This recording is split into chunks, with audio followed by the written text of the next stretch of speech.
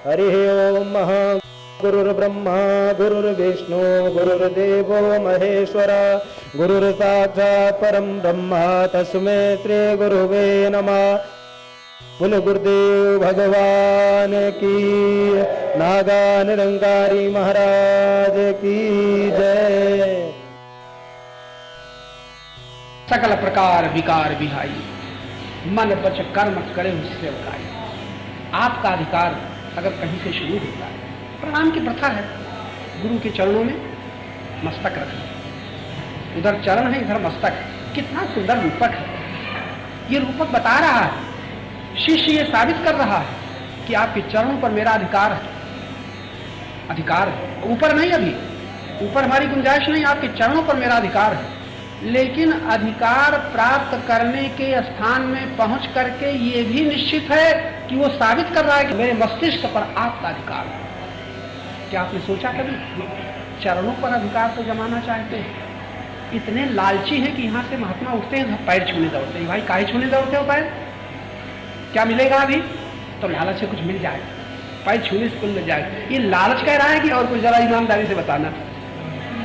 लालच कह रहा है कुछ मिल जाएगा, दूर से प्रणाम करने में न मिलेगा, जो चरण छूने में मिलेगा। और चरण छूने में भी और कहीं रज मिल जाए तो क्या कहना है। ये लालच है जो आपको प्रेरित करता है। गुरु के चरण धो के पी लें, बड़े सस्ते सस्ते सौदे हैं, चरण धो के पी लें। इसका मतलब ही नहीं कि आप ऐसा न करें, करें, लेकिन अपने लालच को पहचानें। इसके पीछे लालच वो प्रेम। तो रूपक तो ये है कि जब गुरु शिष्य अपने मस्तक को गुरु के चरणों में रखता है तो ये दिखाता है कि अब ये मस्तक जो कि अभी तक मैं इस पर काबू किए हुए था और मैंने अपने अज्ञानता पूर्वक मोहवश, लोभवश, अभिमानवश, कामनावश इसमें जो प्रपंच भर रखा है, ये मस्तिष्क में जो लोभ भर गया है, मोह भर गया है, अभिमान भर गया है, महाराज ये पूरा का पूरा अब आपके चरणों में समर्पित है। अब आप इसे ठीक करिए। ये है समर्पण का भाव, ये है प्रणाम का भाव। अब ये मस्तक आपके, अब मैं अपनी तरफ से कुछ न करूंगा। तब आज्ञा समनसु साहिब सेवा, एक शब्द, एक मंत्र पहले दिया जाता है, आज्ञा समनसु साहिब सेवा। आजकल हम सैकड़ों शिष्यों को देखते हैं, हजारों सैकड़ों शिष्यों में कोई अभी तक हमें सफल दिखा, कहां तक दिखा कि आज्ञा अभिनसु साहिब सेवा इस चौपाई को कोई पूरा कर सका।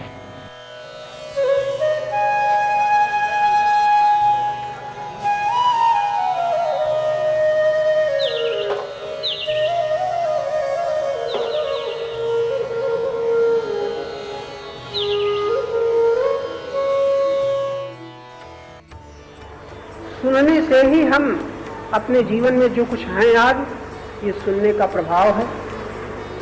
और अगर आज हमें बंधन की, दुख की, अशांति की प्रतीत होती है तो सुनने के, सुने हुए को मानने के कारण हो रही है। इसके विपरीत ये भी है, आज हम सुन लें, अभी सुना है विनाशी के विषय में, अभी सुना है सदा न रहने वाले के विषय में, अभी सुनी है लोभी की, मोही की, अभिमानी की, सुख के कामी की। प्राकृतिक विधान हमें इतना दूर ढकेल लाया कि अब हम सुनते हैं ज्ञानी की, निर्मोही की, निर्लोभी की, निर्भिमानी की। ये वाक्य जो है, गुरु वाक्य, ये मोही के नहीं हैं जो हम दोहरा रहे हैं, ये लोभी के नहीं हैं, ये अभिमानी के नहीं हैं, संसारासक्त व्यक्ति के नहीं हैं। ये तो वीतराग गुरु वाक्य, वीतराग के गुरु वाक्य। वीतराग, एक होता है राग, एक होता है विराग, एक होता है वीतराग। जो रागी होता है उसको विरागी होना पड़ता है, जो आसक्त होता है उसको विरक्त होना पड़ता है। लेकिन आसक्ति विरक्ति के पहले एक अनासक्त होता है, राग विराग के पहले वीतराग होता है। वीतराग महापुरुष के वाक्य, गुरु वाक्य कहे जाते हैं। उनका कहना है वस्तु श्रवण मात्रेण, लेकिन शर्त लगा दी शुद्ध बुद्धिर निराकुला। शुद्ध बुद्धि, शुद्ध बुद्धि, निराकुला। जहां बुद्धि में विचार तरंग नहीं उठ रहे हैं, बस आप इसकी प्रतीक्षा करिए। आप जो कुछ साधन करते हैं, कदाचित किसी के कहने के अनुसार आपके ये भाव बन गए हैं, हम भगवान का दर्शन कब हो, अमुक भगवान कैसे मिलें, अमुक सिद्धि कैसे हो, ये सब अपना लिए चलिए, जो कुछ आपकी मान्यताएं हैं। उसके साथ साथ एक कोशिश ये करिए कि जबकि परम गुरु के ये शब्द हैं, चंचलता रहित, विचार रहित, आकुलता रहित बुद्धि जब हो जाती है तो श्रवण मात्र से परम लाभ हो जाता है, सत्य की अनुभूति हो जाती है, सुनने मात्र से। वहां कुछ करना नहीं होता। जहां तक करना है ये अहंकार की सीमा के भीतर है। अहंकार की सीमा के भीतर करना चलेगा, जब चलेगा, कीर्तन चलेगा, पाठ चलेगा, पूजा चलेगी, तीर्थ यात्रा चलेगी, यज्ञ चलेंगे, दान तप सब चलेंगे। अहंकार की सीमा के भीतर बहुत चलेगा। और अहंकार की सीमा के भीतर जो कुछ चलेगा उसका फल परमात्मा की प्राप्ति न होगी, बल्कि अहं के साथ जो आकार लगे हुए हैं उनकी निवृत्ति होगी। शब्द आपको भूल जाएंगे, इसलिए जोर दे रहे हैं कि भूले नहीं। क्या सुना? जो भी आप साधन भजन करते हैं परमात्मा न मिलेगा, क्योंकि परमात्मा कभी छूटा नहीं है तो मिलेगा कैसे? वो गया नहीं तो आएगा कैसे? खोया नहीं तो पाओगे कैसे? इसलिए ये भी सुन लो और कभी समझना, अभी समझो चाहे कभी समझो, परमात्मा की प्राप्ति के लिए आपको कुछ नहीं करना है, लेकिन जो तुम्हें प्राप्त सा लग रहा है उससे निवृत्ति के लिए तुम्हें बहुत कुछ करना है, बहुत कुछ करना है। तो अंत में ये संकेत है कि सब कुछ करने के बाद अगर वास्तविक सदवस्तु की प्राप्ति की अनुभूति चाहते हो, एक काम करना, बुद्धि को निराकुल, तरंग रहित, विचार रहित इतना कर ले बस। बुद्धि में अगर तरंगें नहीं उठ रही हैं, बुद्धि में अगर विचार नहीं उठ रहे हैं, आप एक जलाशय में अपना मुख देखना चाहते हैं, अगर तरंगें उठ रही हैं तो नहीं देख पाओगे, हिलता हुआ दिखाई पड़ेगा। उस जलाशय में यदि ऊपर सिवार जमा हुआ है तो आपको हटाना पड़ेगा, और जितनी देर हटा पाओगे उतनी देर देखोगे सिवार फिर आ जाएगा। लेकिन सिवार भी नहीं है, आपकी आंख भी ठीक है, आप बिल्कुल स्थिर हैं, बुद्धि अगर निराकुल है, तरंग रहित है, विचार रहित है, तो आपको तुरंत तत्काल उसका बोध हो जाएगा जो निरंतर है, उसका बोध हो जाएगा। वस्तु श्रवण मात्रेण शुद्ध बुद्धि निराकुला, बुद्धि निस्तरंग हो, शुद्ध हो, तब श्रवण मात्र से ही जो प्राप्त है उसकी अनुभूति हो जाती है। ये अभी सुनो, कभी के लिए याद रखना। अंतिम बात क्या करनी है? बुद्धि विचार रहित हो जाए, हृदय विकार रहित हो जाए, विचार रहित विकार रहित। दो काम हम कर डालें तो तीसरा जो होना है वो हुआया है, उसको कृपा कहते हैं। परमात्मा की कृपा होगी नहीं, है ही, लेकिन उस कृपा का अनुभव कब होगा?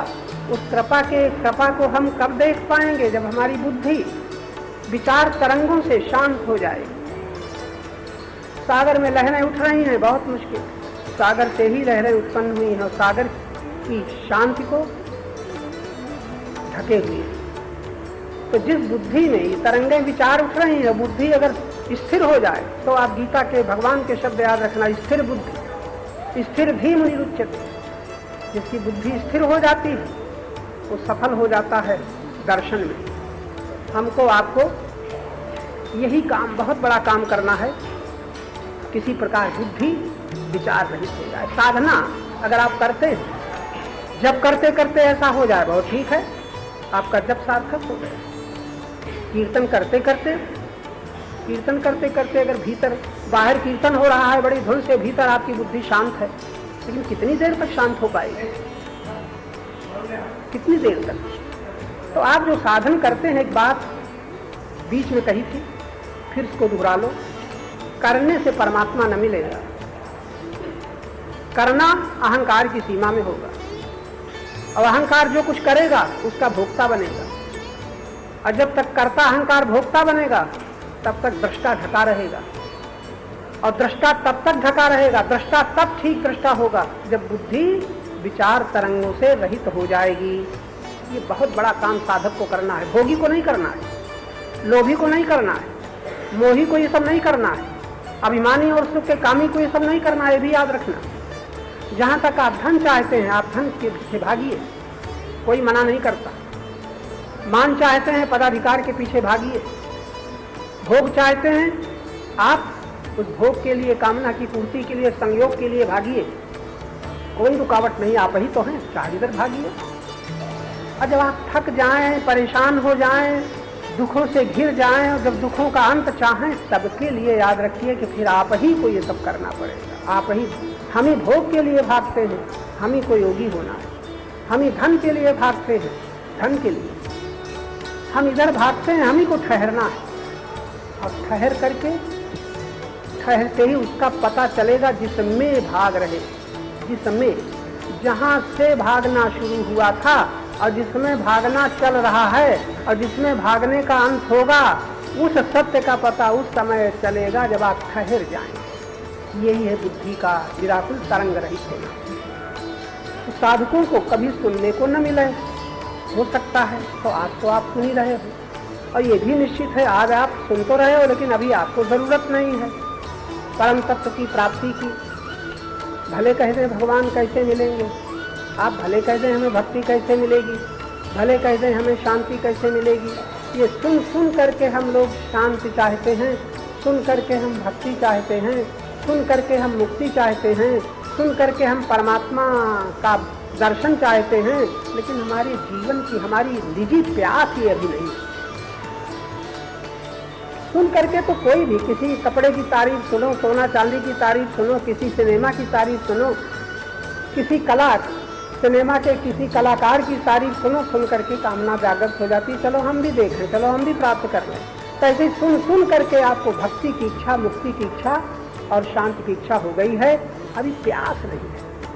उस दिन प्यास समझना जिस दिन पानी के सिवा जैसे प्यासे को और कुछ चाहिए ही नहीं, तैसे ही जब इतनी प्यास प्रबल हो जाए कि संसार एक तरफ आ जाए कि हम बिल्कुल तैयार हैं, जो हमारे पास है संसार का सारा वैभव, ऐश्वर्य, संपत्ति सब ले लो, उस समय भी जब आप कह सकें हमें पानी के सिवा कुछ न चाहिए, परमात्मा के सिवा कुछ न चाहिए, तब जानना कि आपकी अब हृदय की प्यास जागृत है। सुनो आज और काम में लाना कभी। क्या सुना?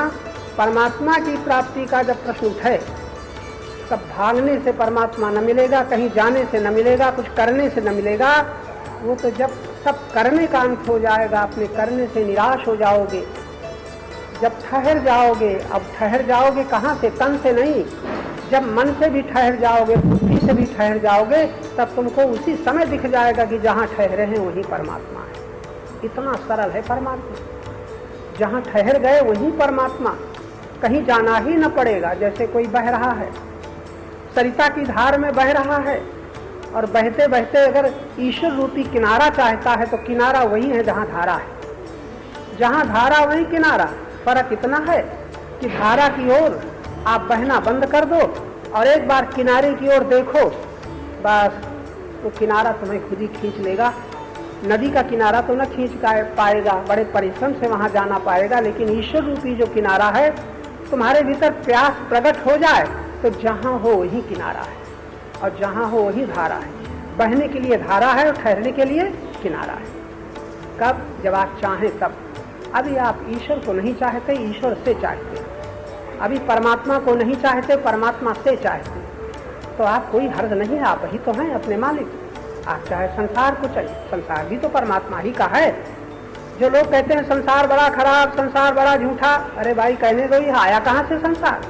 सब कुछ उसी का चमत्कार है, सब उसी का सौंदर्य है, सब उसी का ऐश्वर्य है, कोई दूसरा नहीं है।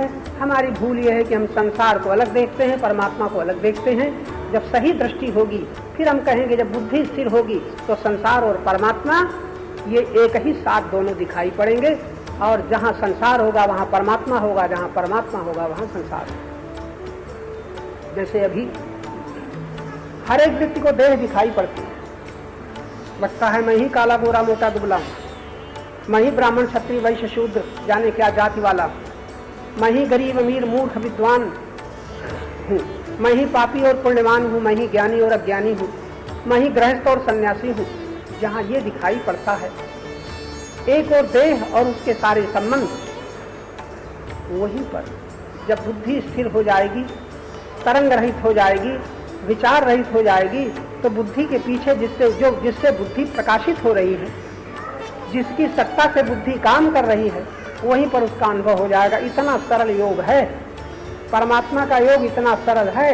अब भोग महाकठिन है तो आदत पड़ गई है भोग के लिए भागने की, परमात्मा के पाने की तो अभी प्यास ही नहीं लगी, लेकिन कभी जगेगी। सब तो करोड़ों लोग इसे नहीं सुनेंगे, आप सुन रहे हो।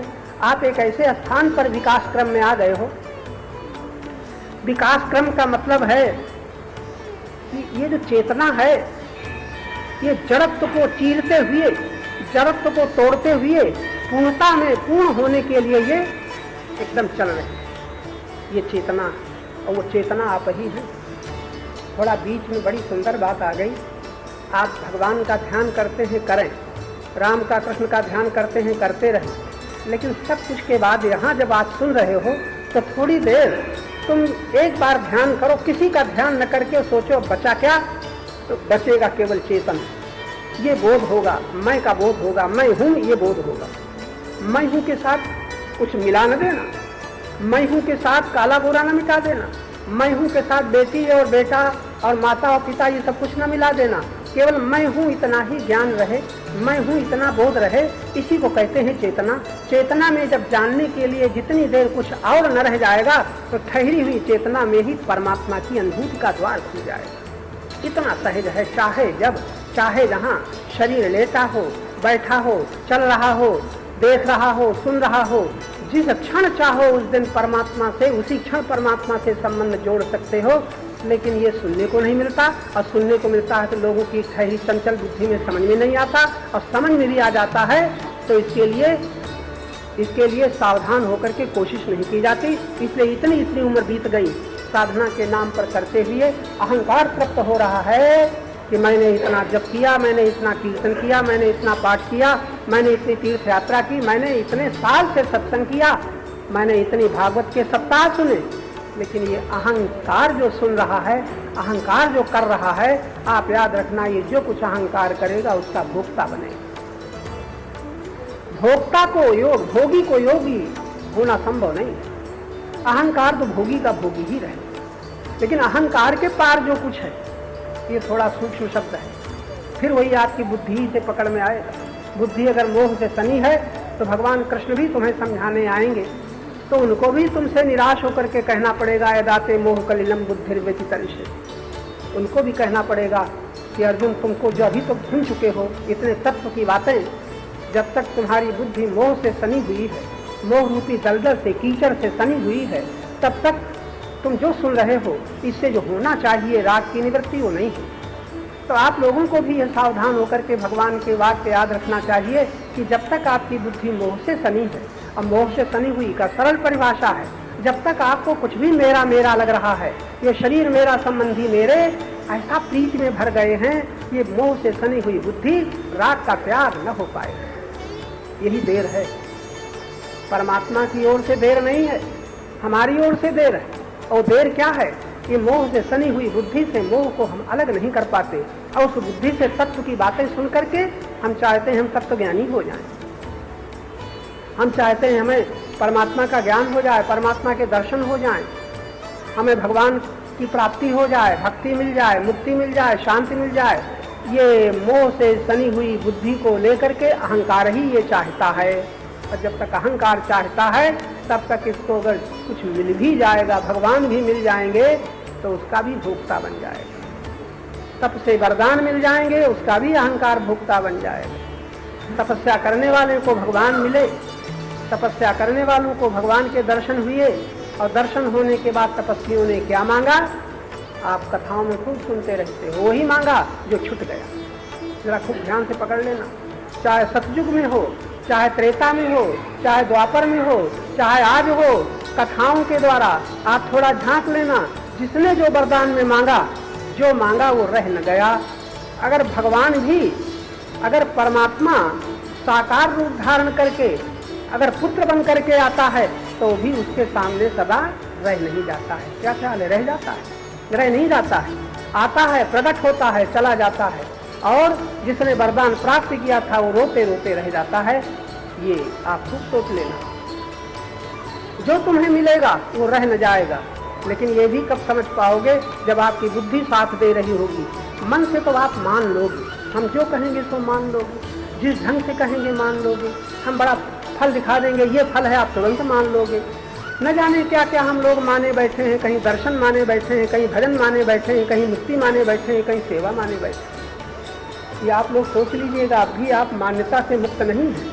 आप सुन सुन करके कोई अपने को भक्त मान रहे हो, कोई अपने को सेवक मान रहे हो, कोई अपने को तमाम बंधनों से छूटा हुआ मान रहे हो, कोई अपने को त्यागी तपस्वी, हम अपने को सन्यासी मान रहे हैं। जहाँ तक मान रहे हैं वहाँ तक हमारा अहंकार ही मान्यता का भोगी बन रहा है। अहंकार ही मानता है, और अहंकार जो मानता है उस अहंकार का अभी तक ज्ञान नहीं हो रहा है। अगर इन शब्दों को आप शुद्ध बुद्धि से पकड़ें तो पता चलेगा ये सारी मान्यताएं अहंकार की हैं, और एक दो नहीं लाखों लोग मान्यता की सीमाओं में बंधे हुए अहंकार को तृप्त करते चले जा रहे हैं। लेकिन वही अहंकार एक दिन दुखी होगा, क्योंकि जो माना है वो रह न जाएगा, दुखी होना पड़ेगा। हम तो एक शर्त रखते हैं, ऐसा कौन सा साधन है, ऐसा कौन सा भजन है, ऐसी कौन सा ध्यान है, ऐसा कौन सा ध्यान है कि बस कह दो सदा के लिए अब दुखों से मुक्त हो गए, अशांति से मुक्त हो गए, भय से मुक्त हो गए, बस फिर ये न पूछा जाएगा तुम कौन मत के हो, कौन संप्रदाय के हो, ये न पूछा जाएगा, इतना ही करना है। तो इतनी देर बाद आप इस निष्कर्ष में पहुंचे, सबसे बड़ा काम आपको क्या करना है? क्या करना है भाई? बुद्धि को विचार रहित बनाना। ये जनक जी के गुरु ने जनक जी को समझाया था, श्रवण मात्र से वस्तु तत्व की अनुभूति हो जाती है, सुनने मात्र का, करना नहीं, केवल सुनो बस हो गया। इतना क्यों जनक जैसे शरीक है, जनक शरीक है, लेकिन आप ये न कहें तो हम कैसे हो सकते, ऐसा आप कल्पना मत कर लें। जनक की तरह आप राजा तो नहीं हो सकते, लेकिन जनक की तरह ज्ञान में आप मुक्त हो सकते हैं। किसी भी भक्त की तरह आप भक्त हो सकते हैं, लेकिन आप रावण नहीं हो सकते, आप औरंगजेब नहीं हो सकते, आप सिकंदर नहीं हो सकते। लेकिन ये भी याद रखना, सिकंदर तो नहीं हो सकते, लेकिन सिकंदर का, रावण का, कंस का, किसी भी राक्षस का, किसी भी पशु का अंश आपके भीतर हो सकता है, और अभी है, ये भी न भूल जाना। आप पूरे पूरे बनना चाहें तो नहीं हो सकते, लेकिन अधूरा अधूरा सब कुछ हमारे तुम्हारे साथ है। इस समय आप मनुष्य हो गए हैं, पशु नहीं हो सकते, लेकिन चूंकि पशु रहे हैं तो पशु की प्रकृति कुछ न कुछ हमारे साथ है कि नहीं। अच्छा बताओ, क्रोध ही किसका है? भगवान का, परमात्मा का क्रोध है। क्रोध जितना है ये सब पशु अंश है कि नहीं? हमारे भीतर लोभ का अंश है, मोह का अंश है, क्रोध का अंश है, अभिमान का अंश है, जाने कितने दोषों का अंश है। ये कहाँ से हमारे भीतर आ गए? हमारे भीतर दया भी है, करुणा भी है, उदारता भी है, नम्रता है। तो गीता के शब्दों में आसुरी वृत्तियां और दैवी वृत्तियां, हमारे भीतर आसुरी वृत्तियां भी हैं जो समय समय पर उभर जाती हैं, हमारे भीतर दैवी वृत्तियां भी हैं। ये आपके भीतर श्रद्धा या क्या बता देती है? श्रद्धा क्या बता रही है? श्रद्धा एक दैवी गुण है, नम्रता एक दैवी गुण है, ये भी आपके भीतर।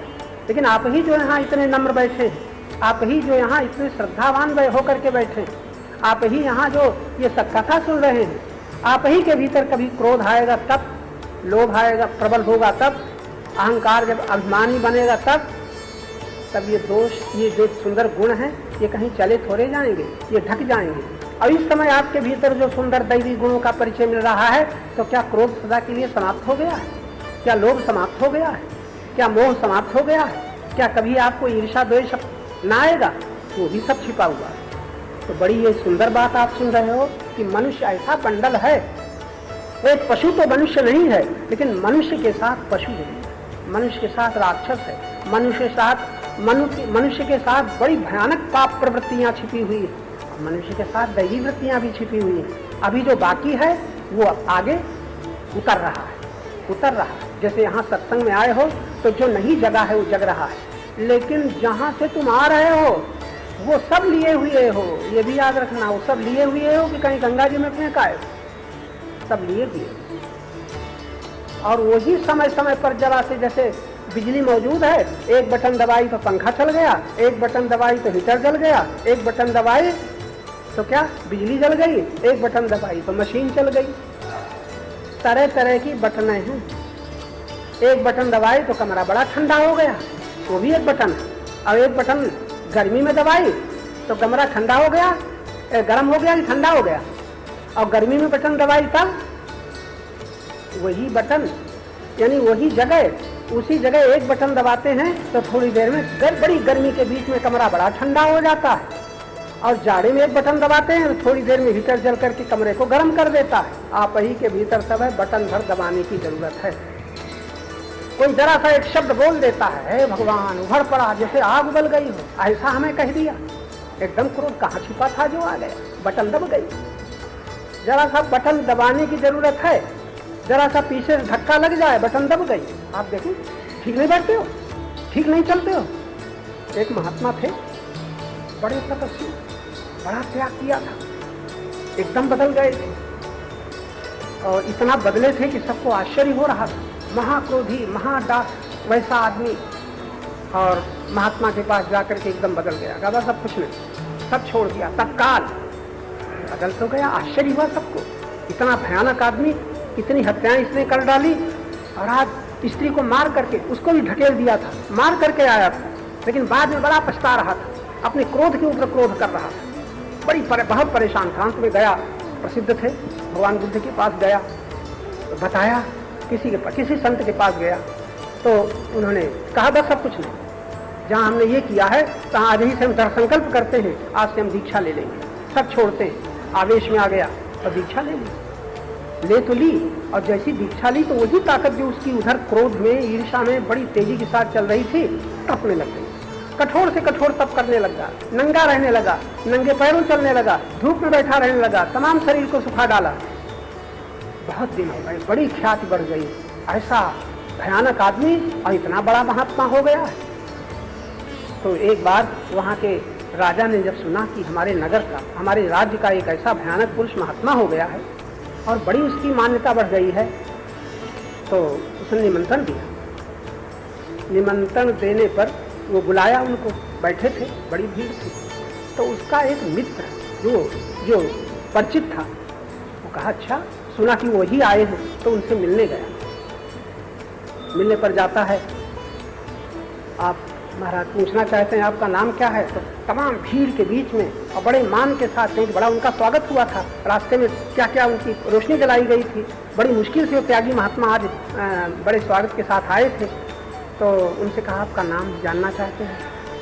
नाम नहीं जानते हो? इतनी शहर में इतनी हलचल मच रही है, अखबारों में निकल गया है। कहा फिर भी, कहा नहीं जान, शांतिनाथ मेरा नाम है। चुप रहे। थोड़ी देर बात चलती रही तो थोड़ा, महाराज अब जाना चाहिए, मैं नाम भूल गया।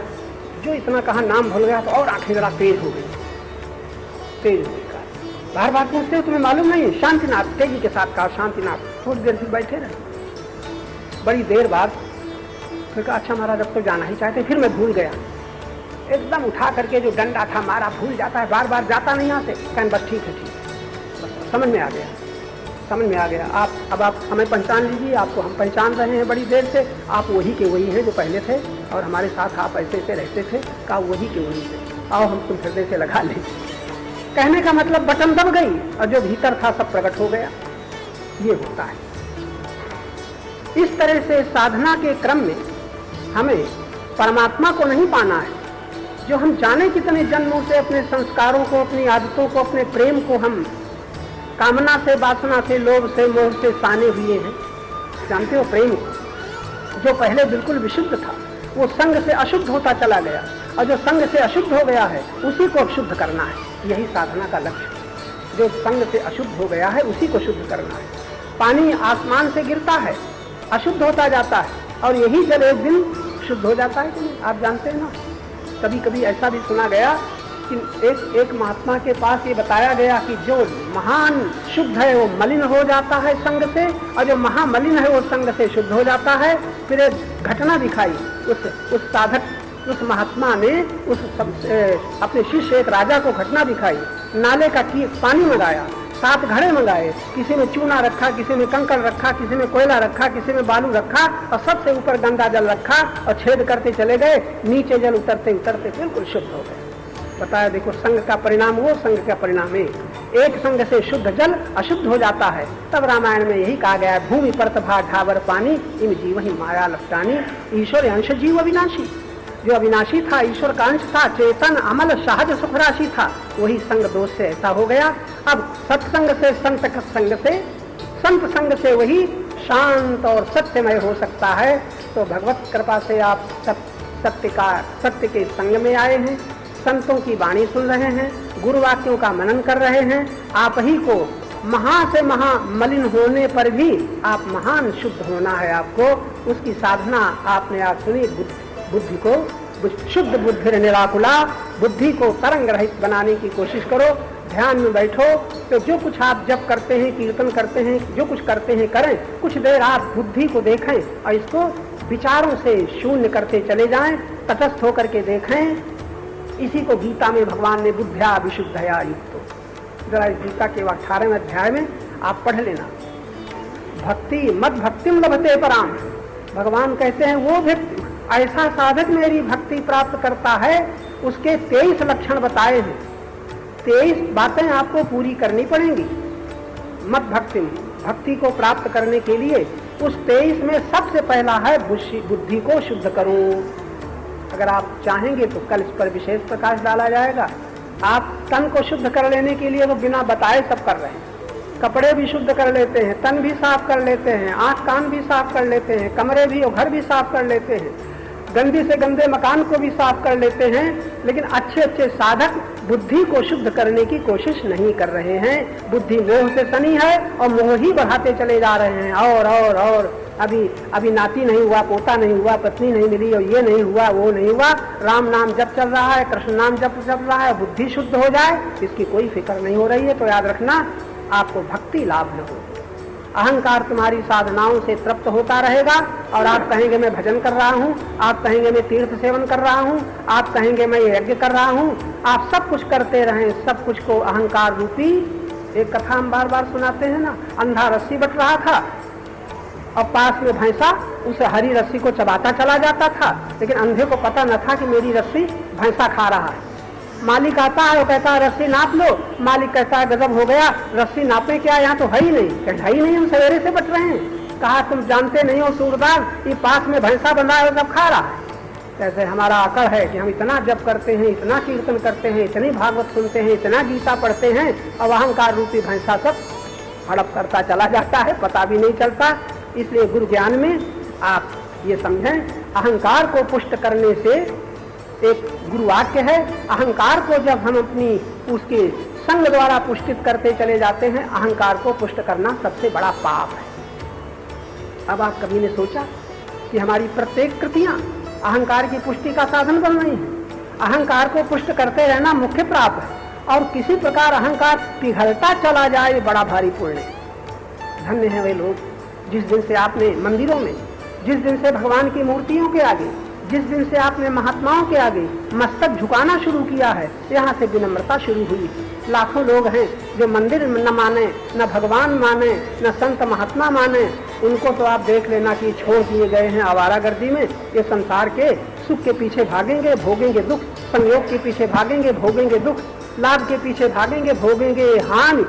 आप लोगों को नहीं कह रहा हूँ, आप लोग भी तैयार रहिएगा। अगर इसी दिशा में भाग रहे हो तो आप बच नहीं सकते। लाभ के पीछे भागने वाले हानि से नहीं बच सकते, संयोग के पीछे भागने वाले वियोग से नहीं बच सकते, और जवानी के पीछे भागने वाले बुढ़ापा से नहीं बच सकते, और शरीर की सुरक्षा की चिंता करने वाले मृत्यु से नहीं बच सकते। आप लोग बच जाओ तो हमें बता देना, हम आपके पीछे हो जाएंगे। शायद कोई तरकीब मालूम हो, लेकिन बच नहीं सकते, अभी तक कोई बच नहीं पाया। इसलिए यहाँ जो सुन रहे हो, किसी प्रकार अहंकार को पुष्ट करते रहने में सावधान हो जाओ। अहंकार को पिघलाते रहने की कोशिश करो, और अहंकार पिघलता है केवल प्रेम से। और अहंकार का जीवन क्या है? अहंकार जो भी अपना मानता है वही उसका आकार बनता चला जाता है। मेरा मेरा मेरा मेरा, यही अहंकार का आकार है। और अपने को अहंकार अपना मानता है, अपने को मानता है। दो चीजें, अहंकार की परिभाषा क्या? अपने को मानता है और अपना मानता है। अपने को मानता है मैं हूँ, और अपना मानता है मेरा है। ये मेरा है, इसी विस्तार में अहंकार का मोटापना बढ़ता चला जा रहा है। पता नहीं कई मील का है, कई मकान के बराबर, कई कितनी भूमि के बराबर, कितने धन के बराबर अहंकार है। ये अहंकार किसी तरह पिघलाना बहुत बड़ा पुण्यकार है, बहुत बड़ी अच्छी साधना है। और ये जमे नहीं बल्कि पिघले, इसका साधन एकमात्र श्रद्धा और प्रेम है। श्रद्धा प्रेम के द्वारा आप अहंकार को पिघलने दें। यही आज की चर्चा में आपको बताया गया। बुद्धि किसी तरह निराकुल हो, तरंग रहित हो, तो आपकी साधना की सिद्धि का द्वार मिल गया। नमो परमात्मा, नमो परमात्मा, नमो परमात्मा, नमो परमात्मा, नमो परमात्मा,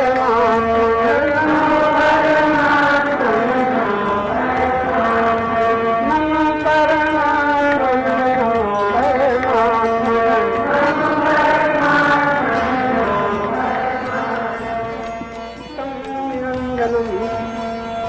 नादजन कलातीतं तस्मै श्री गुरुवे नमः। गुरु ज्ञान में हमें सावधान किया गया है। जानना है तो किससे जानो? मान तो रहे ही हैं हम बाल्यकाल से, जैसा सुना, लेकिन अब जानना है तो किससे जानो? इस जग में सतस्वरूप की खोज लगाने वालों से पूछो जीवन क्या है।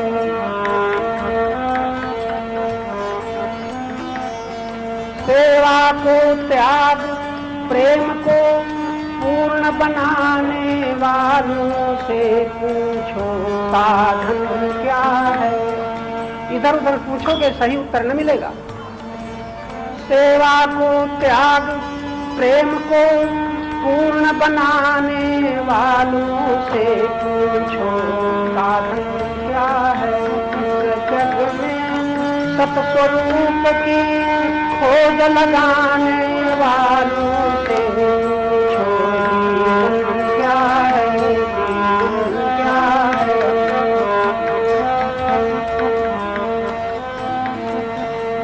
कृपा उसी परमेश्वर की जब संतों की संगति मिलती, जब संतों की संगति मिलती, मिलता विवेक। अंतिम लक्ष्य क्या है? विवेक। मिलता विवेक। श्रद्धा के सहित संत संगति में आने वालों से पूछो प्रवचन क्या है, क्या है। इस जग में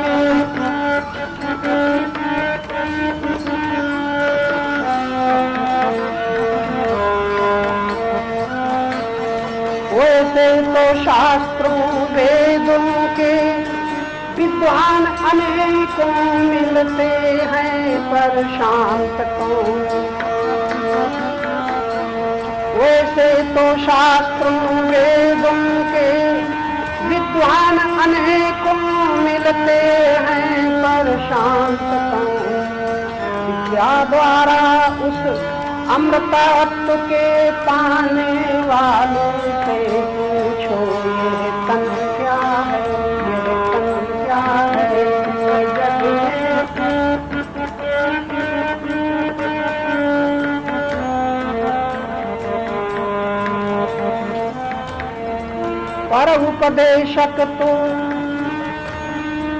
पर उपदेशक तो कितने ही कुछ पढ़ सुन करके बन जाते, आचरण नहीं।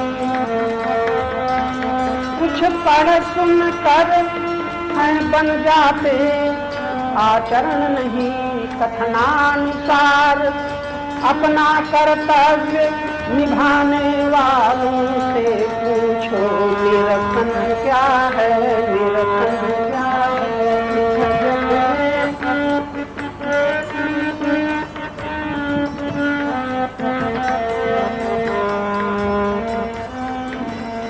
जब कभी अनेकों मत वालों की अपनी अपनी छनती है, जब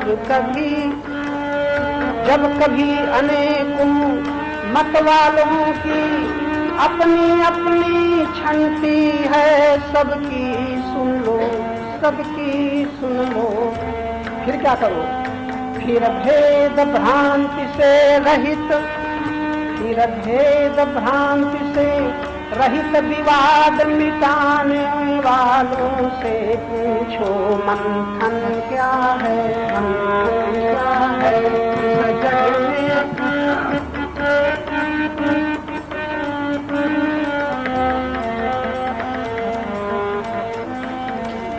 निष्पक्ष विवेकी जन, निष्पक्ष विवेकी जन चिन्मय जीवन का अनुभव करते हैं अविचल मति से। निष्पक्ष विवेकी जन चिन्मय जीवन का अनुभव करते हैं अविचल मति से। जो आत्म तृप्त आनंदामृत बरसाने वालों से पूछो प्रशमन क्या है, प्रशमन क्या है, जीवन क्या है, दर्शन क्या है इस जग में।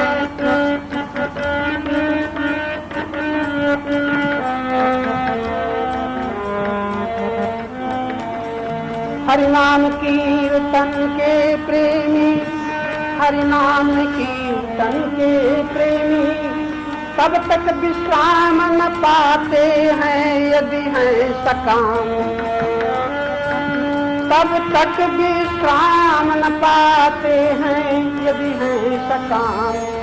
तुम निष्कामी प्रभु की सुकीर्ति के गाने वालों से पूछो सुमिरन क्या है, सुमिरन क्या है, जीवन क्या है।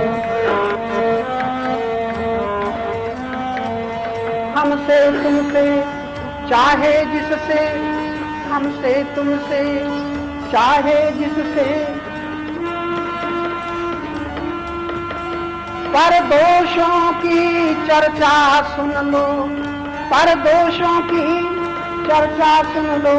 अति विनयी होकर अपना दोष मिटाने वालों से पूछो बंधन क्या है, बंधन क्या है इस जग में।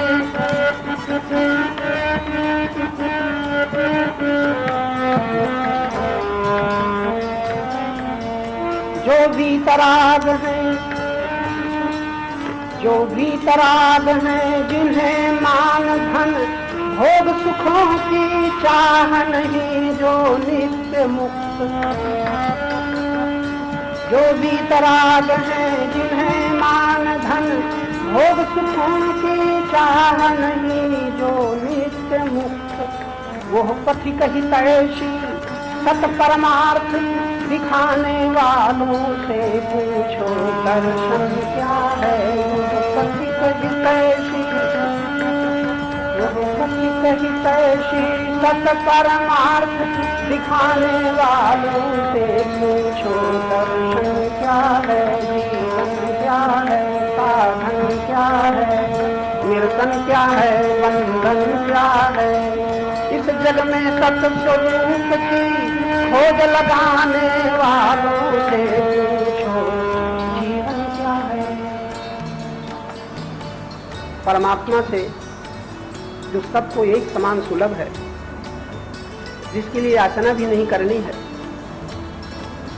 वो है शक्ति, वो है समय, वो है जीवन।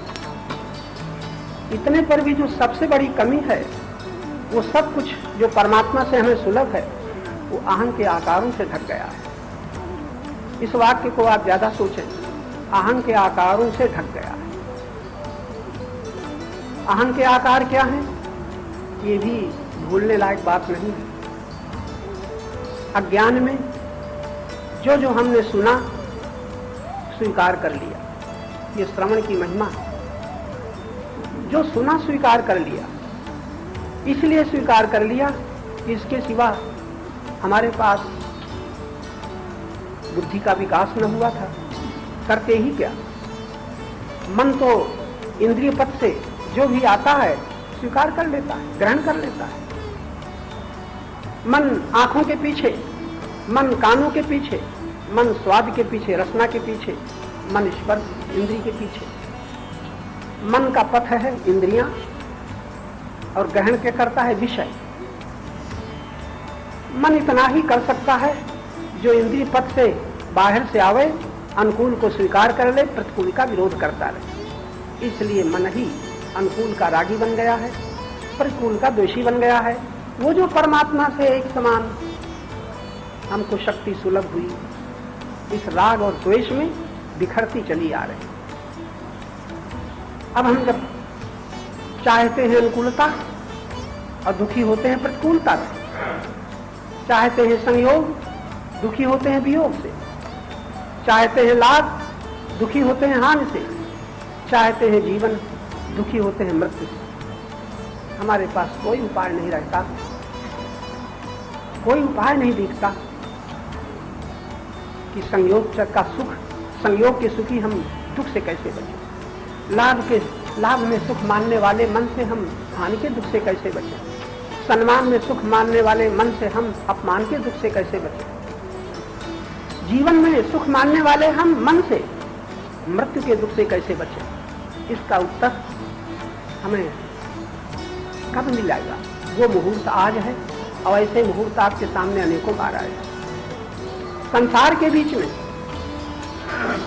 लोभी के बीच में, मोही के बीच में, अभिमानी और सुख के कामी के बीच में इतनी आयु बीत गई, कौन बताता। लेकिन कृपा जिसे कहते हैं, कृपा और दया, हमारा अहंकार इतना अंधा है कि जो मिला सब हड़प लिए बैठा है। मेरा मेरा मेरा। बीच में अहंकार शब्द का प्रयोग किया था। शब्द की व्याख्या अब सुन रहे हो। भूल न जाना, अहं और उसके आकार कब बनते हैं? जहां से मेरा शुरू होता है। ये आपकी बात है, हम ब्रह्म की बात नहीं कर रहे। हम आपसे अलग कोई है, कितना शक्तिमान हो कोई भी हो, उसकी बात भी नहीं कर रहे। हम आपस में अपनी अपनी बात सोचें।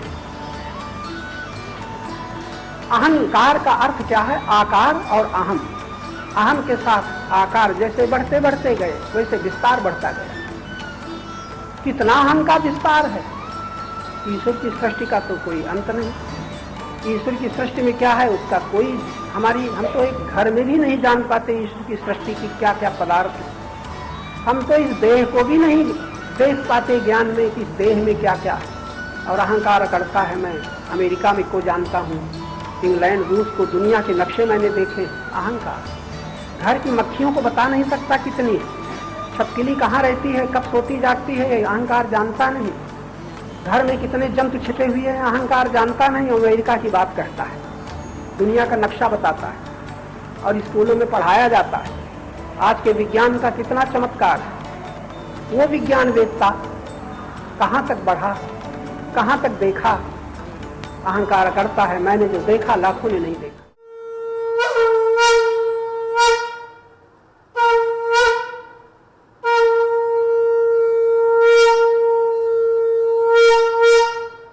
हरि ओम सूर्याय नमः, ओम रवे नमः, ओम भान्वे नमः, ओम पूष्णे नमः, ओम आदित्याय नमः, ओम अर्काय नमः, ओम भास्कराय नमः। हरे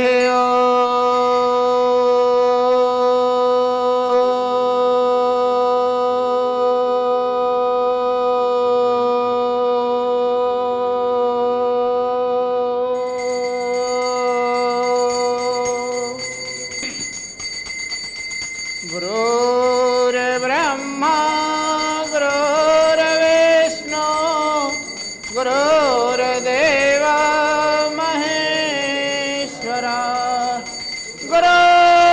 गुरुर्साक्षात् परं ब्रह्म तस्मै श्री गुरुवे नमः। गजाननं भूतगणाधिसेवितं कपेत जाम्बो फल चारुभक्षणम् उमासुतं शोकविनाशकम् नमामि विघ्नेश्वरं शान्ताकारं पद्मनाभं सुरेशं विश्वाधारं गगनसदृशं मेघवर्णं शुभांशुं लक्ष्मीकान्तं कमलनयनं योगैर्ध्यानगम्यं वन्दे विष्णुं भवभयहरं सर्वलोकैकनाथं सर्वमङ्गलमाङ्गल्ये शिवे सर्वार्थसाधिके शरणे त्र्यम्बके गौरी नारायणे नमस्तुते। अखण्डमण्डलाकारं व्याप्तं येन चराचरं तत्पदं दर्शयामि तस्मै श्रीगुरुवे नमः। ध्यानमूलं गुरुमूर्ते पूजामूलं गुरुपदं मंत्रमूलं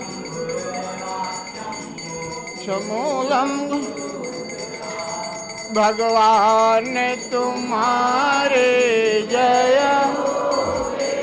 गुरुदेव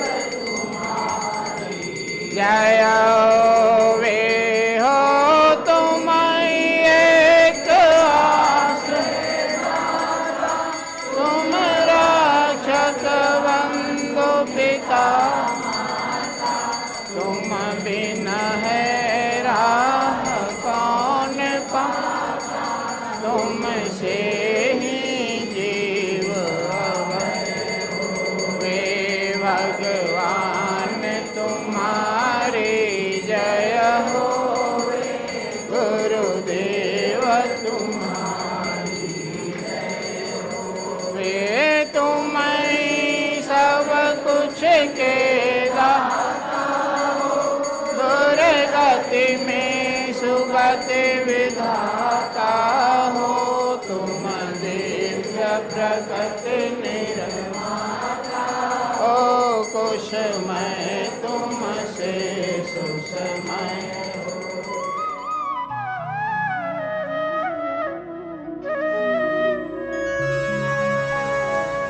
हमारे आपके जीवन में जो कुछ भी हम करते हैं वो सिर्फ अभ्यास है, जो बार बार दोहराया है, बोलना, देखना, सुनना, खाना, पीना, जो दोहराया है उसका अभ्यास हो गया है।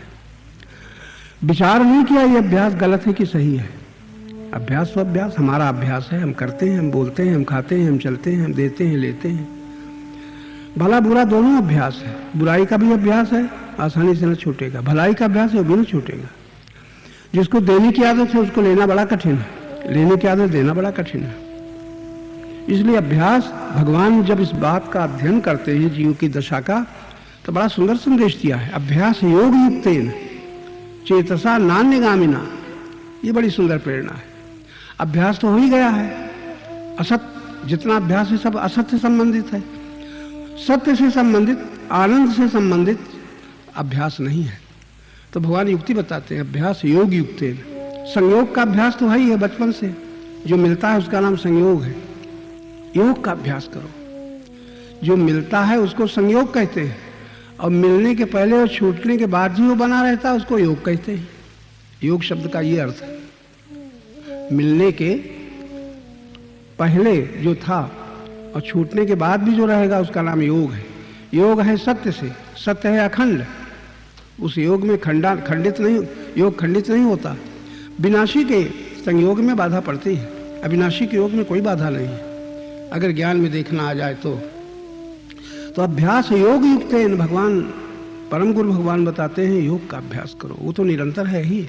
संयोग का अभ्यास छोड़ने के लिए निरंतर जो है उससे उसके होने की याद करो, ये अभ्यास हो जाए। लेकिन शर्त एक रख दी, चेतसा नान्यगामिना, अन्य की ओर चित्त को न जाने दो। जो अन्य है उसका अभ्यास झूठा अभ्यास होगा, जो निरंतर है उसका अभ्यास योगाभ्यास होगा। अन्य की ओर चित्त न जाने दो, तब क्या होगा? जब अन्य की ओर, दूसरे की ओर, अपने से भिन्न में चित्त न जाएगा तो योग का अनुभव होगा। योग है परमात्मा से, उस योग के अनुभव में परमानंद कहो या परम पुरुष कहो या परमात्मा कहो, उसकी अनुभूति होगी। ये इसका फल है योगाभ्यास का। तो योग का अभ्यास नहीं है, संयोग का अभ्यास है। संयोग का अभ्यास से हम भोगी बने हैं, योग के अभ्यास से हम योगा अनुभव करेंगे, इतना फर्क है। ये अपने संकल्प पर है। संकल्प किया तो आज आप यहाँ आ गए, अभी संकल्प करोगे तो घर जाओगे। बाल्यकाल से बुढ़ापे तक हम संकल्प के ही के द्वारा यात्रा किया करते हैं। बड़ी विचित्र बात है, समझ में नहीं आता कौन हमें चला रहा है। संकल्प, संकल्प की उत्पत्ति होती है संग से, और संग जो है, जितना भी संग है, जो संग से संकल्प की उत्पत्ति होती है, वो संग है संसार का, विनाशी का, परिवर्तनशील का। एक संग ऐसा है जो होता नहीं है ही, उसको योग कहते हैं। संयोग और योग, अपने से भिन्न से जो मिलन होता है वो संयोग है। जो अपने से कभी भिन्न होता ही नहीं, उसका है योग। उस योग का अनुभव करना योगाभ्यास कहलाता है। हम योगाभ्यास का मतलब है आसन, यम नियम आसन, प्राणायाम, ये समाधि इत्यादि, ये तो अभ्यास हमारे अहंकार की कृतियां हैं। योग का अभ्यास जो है निरंतर योग है, उसकी स्मृति का बार बार स्मरण करना अभ्यास कहा जाएगा, योगाभ्यास। संयोगाभ्यास तो रहता है बचपन से, जहां मेरा कहा था संयोगाभ्यास है। अब मेरा कुछ नहीं याद आता, अब योगाभ्यास चल रहा है। जब मेरा कुछ नहीं याद आता तो जो बचा है वो सत्य है, वो सत्य अखंड है, अनंत है, अभी है, यही है, सदा से है, उसकी याद आना, ये योगाभ्यास है। योगाभ्यास का अर्थ बहुत कम सुनने में आता है, आप भी आज सुन रहे हो। संयोगाभ्यास तो बहुत सुन चुके हो, योगाभ्यास भी बहुत चुके हो, आसन प्राणायाम, इसको आप लोग योगाभ्यास मानते हो। परमात्मा के निरंतर मिलन की अनुभूति की याद आना योगाभ्यास है। या सत्य कहो या परमात्मा कहो, उसकी स्मृति बनी रहे, ये योगाभ्यास है। स्मृति रहती है संयोग की, योग की नहीं रहती है। जो मिला है उसी की स्मृति रहती है, छूटा है उसी की स्मृति रहती है। संयोग वियोग की स्मृति रहती है, योग की स्मृति रहती ही नहीं। योग का स्मरण करने वाला योगाभ्यासी कहा जाएगा। योग का स्मरण करने के लिए जो विनाशी है उसको देखना, उसके संयोग को देखना, उससे संयोग से मिलने वाले, प्रतीत होने वाले सुख दुख को देखना, और देख करके विरक्त हो जाना। विरक्त होने पर योग का अभ्यास शुरू होता है और थोड़े दिन में वो योगाभ्यास हो जाता है। योगाभ्यास का मतलब है जो निरंतर है, वो अपने से भिन्न नहीं मालूम होता, निरंतर अपने ही साथ है, हम उसके साथ हैं, हम उसमें ही हैं, उसके ही हैं। ये योगाभ्यास का परिणाम है। ऐसा योगाभ्यासी परमानंद को प्राप्त होता है, संयोगाभ्यासी सुख को प्राप्त होता है। सुख उसे कहते हैं जो मिलता है छूट जाता है, मिलता है छूट जाता है, वो सुख है। अब आनंद उसे कहते हैं ना आता है न जाता है, ज्यों का त्यों रहता है।